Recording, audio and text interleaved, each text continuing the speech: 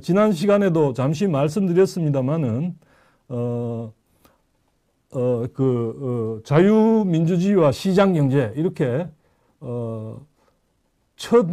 그러니까, 말하자면 당선인 기자회견을 하면서 처음 내세운 게 그거였습니다. 자유민주주의와 시장경제, 윤 당선인이 자유민주주의와 시장경제를 바로 세우겠다. 이런, 말을 했는데 이게 참 자주 듣던 말이기는 하지만, 우리가, 그냥 민주주의 그러면 뭐 인민민주주의도 거기 포함되고 뭐 겉으로는 민주주의지만, 북한 같은 체제도 민주주의 내지는 뭐 그런 말을 다 쓰지 않습니까? 그래서 그 민주주의란 말이 워낙 여러 가지로 심지어 뭐 독재조차도 인민 프롤레타리아 독재 내지는 뭐 그런 것들도 다 민주주의라는 이름으로 포장이 되다 보니까 그런 점에서 자유란 말을 확실하게 넣는 게 저는 그 방향을 보여주는 데서 굉장히 중요한 의미가 있다고 보고요.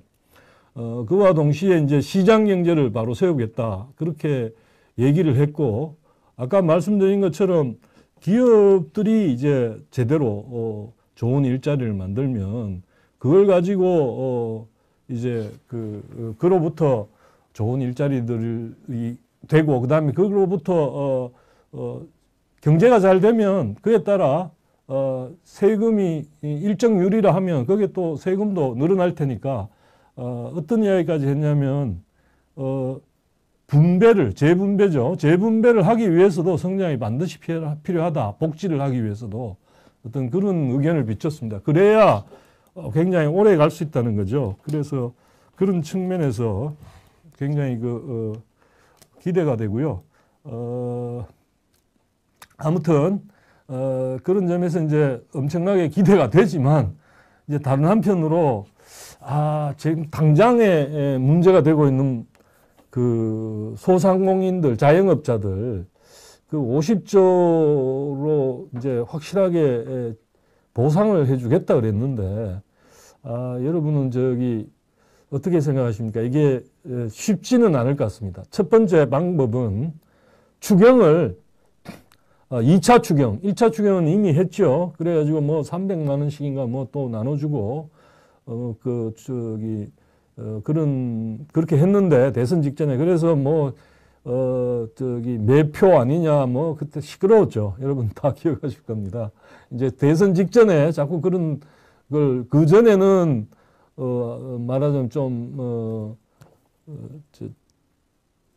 지원금 형태로 국민 전체한테 뭐 준다고 그랬다가, 또 그게 여의치 않으니까, 하여튼 급하게 또 추경을 해서, 1차 추경을 해서, 사실 그 자체도 모양새는 좀 이상하죠.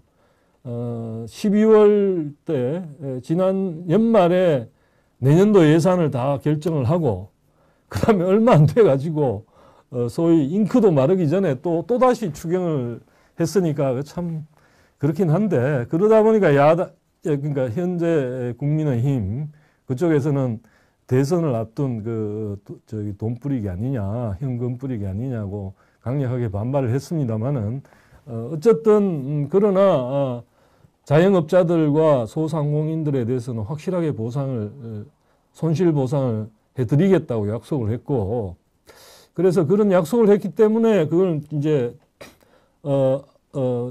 추진을 안 할 수 없을 텐데, 소유님이, 차라리 세금 감면이 더 급해요. 이렇게 말씀하셨네요. 예. 사실 부동산 쪽에, 지금 뭐 임대차 법이니 뭐 이런 거 해가지고, 오히려 떨어지지 않고 있다 그러죠. 부동산, 임대료나 이런 게. 예컨대 전번에 들어보니까 종로나 이런 데도 빈 가게들이 좀 있는데, 이제 장사가 오랫동안 잘 안 되니까 나왔는데, 근데 그 임대료가 떨어지지 않는다 그래요. 원래는 비어 있는 데가 많으면 임대료가 떨어져야 되는데, 그게 이제, 건물주 입장에서는 한번 임대를 하고 나면, 얼마 동안 계속 올리지 못하는 어떤 제약들이 많으니까, 차라리 비워두는 한이 있어도 보통은 이제 떨어지는데, 임대료가. 임대료가 떨어지지 않고 있다고 합니다. 아무튼 그런 여러 가지 그러니까 아주 실제로 사업을 하고 장사를 하는데 지금 방금 말씀하신 세금이라든가 그다음에 임대료 이런 것들이 경제 그 상황에 맞게 좀 조정이 돼 가야 되는데 빈 가게가 많아지면 임대료도 떨어지고 실제로는 그렇지 않다는 이야기들이 들리는 걸 보니까 이번 정부에서 그래서 세금을 많이 거두어서 그 돈으로 다시 정부가 나서서 일자리를 하겠다는 게 아니고 오히려 세금을 좀 적게 거두되 그러나 그 세금으로 낼 그 돈을 가지고 직접 투자도 하고 활동도 열심히 민간에서 그 일자리도 만들고 뭐 하도록 그런 방향으로 가겠다는 거니까 지금 소 의원님이 말씀하신 그런 방향일 것 같습니다. 예산 절약 마이너스 70% 가능합니다. 예. 사실 뭐 지금 하신 말씀이 현실적으로 얼마나 그렇게 될지는 쉽지는 않은데요.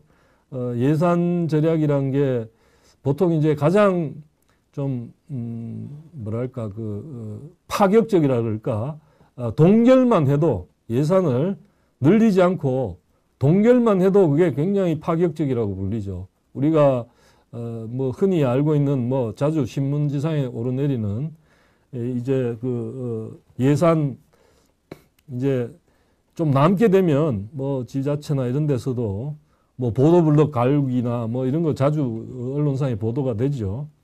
그래서 그걸 이제 써야 그 다음번에 또 거기에는 남으면 예산이 깎이니까 그런 일도 벌어진다고 하는 걸 우리가 아는데 그래서 예산을 동결하거나 아니면 제로 베이스 버지팅이라고 해갖고 처음부터 지금까지 이만큼 썼으니까 다음번에도 최소한 그만큼 저 예산이 배정되는 게 아니라 다시 다 평가를 해서 아예 처음부터 따져서 그렇게 하는 게 있는데 그게 이제 말처럼 그렇게 쉽지가 않습니다. 쉽지가 않고 아까 말씀드린 것처럼 동결을 하더라도 불만이 엄청 셀 텐데